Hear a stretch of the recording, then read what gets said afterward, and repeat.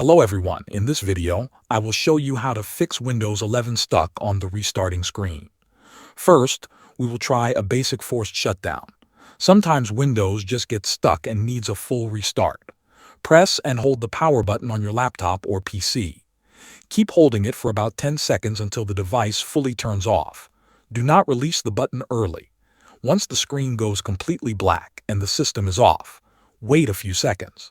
Then press the power button again to turn your computer back on. In many cases, Windows will start normally after this, and the restarting screen issue will be fixed. If the first method does not work, try the second option. This uses a key combination to force a deeper reset. Press and hold the Windows key, the X key, and the power button at the same time. Make sure you are holding all three keys together. Keep holding them for about 10 seconds. After that, release the keys and let the computer fully power off. Once it is off, press the power button normally to turn it back on.